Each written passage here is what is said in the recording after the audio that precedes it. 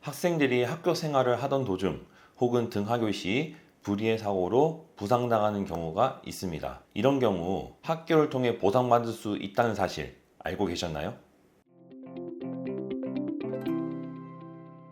보험손해하정 구독자 여러분 반갑습니다. 손해하정사 이재우입니다. 여러분들 소중한 자녀가 학교 생활을 하다 보면 불의의 사고로 다치는 경우가 있습니다. 이런 경우 보통은 부모님이 가입해 주신 실비보험으로 치료비를 처리하고 학생 명의로 가입한 개인보험으로 추가 보상을 받는 게 일반적입니다. 그런데 중상해 사고를 당한 경우 이러한 보험들 외에도 학교 안전 공제를 통해 추가로 보상받을 수 있는 그런 방법이 있습니다. 그래서 오늘은 학생이나 학부모라면 반드시 알아야 할 학교 안전 공제에 대해서 자세하게 알아보도록 하겠습니다.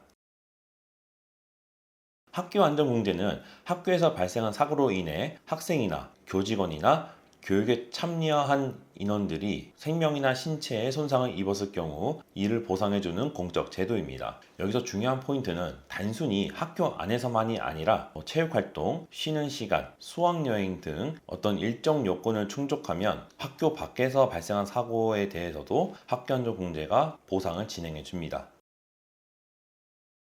학교안전공제 보상은 크게 6가지로 이루어져 있습니다. 첫 번째, 요양급여. 사고가 발생했을 때 들어가는 치료비를 보상합니다. 입원 치료비, 통원 치료비, 수술비 등이 이에 포함됩니다. 두 번째, 장애급여. 치료가 끝난 후에도 장애가 남았을 때 지급됩니다. 장애급여는 위자료와 일실수익 형태로 지급됩니다. 간병급여, 사고 이후에도 지속적으로 간병이 필요한 경우 지급됩니다. 유족급여, 사고로 학생이 사망한 경우 위자료와 일실수익 형태로 보상이 지급됩니다. 장례비, 사망 시 발생하는 장례 비용을 지급합니다. 위로금, 학교 안전사고 이외에도 알 수 없는 원인으로 혹은 질병으로 사망한 경우 지급합니다.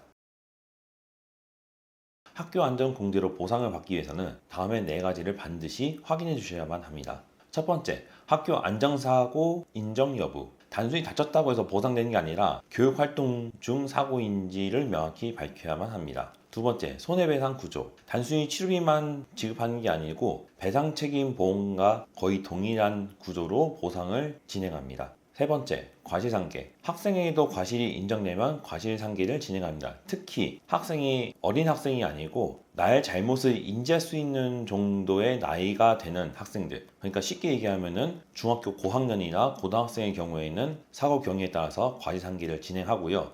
그만큼 보상금은 감액됩니다. 그리고 마지막, 다른 보상과의 관계, 공무원연금 등 다른 제도가 연계되는 그런 사고는 산재를 먼저 적용할 경우 그 차액에 대해서 학교안전공제를 진행하고 학교안전공제를 먼저 진행한 경우에는 남아있는 차익만큼 산재나 공무원연금을 통해 보상받을 수 있습니다. 쉽게 말씀드리면 중복보상은 되지 않는답니다. 결론을 말씀드리면 학교안전공제는 단순히 자동으로 보상이 이루어지는 구조가 아니라 요건과 기준에 따라 보상이 결정되는 구조입니다. 어떻게 준비하고 대응하느냐에 따라 결과가 크게 차이가 날 수 있습니다. 따라서 여러분들 소중한 자녀가 학교에서 다쳐서 보상을 고민하고 계신 분들은 저희 보험손해하정으로 문의 주시면 친절하게 무료 상담 진행해드리고 마땅히 받으셔야 할 보상 제대로 받을 수 있도록 최선을 다하겠습니다. 보험손해하정은 매주 월, 수, 금 이렇게 주 3회 영상을 올리고 있습니다. 오늘 내용 보시고 유익했다는 생각 드시면 구독과 좋아요 그리고 알람 설정까지 꼭 부탁드리고요. 다음번에는 좀 더 유익한 영상으로 여러분들 찾아뵙도록 하겠습니다.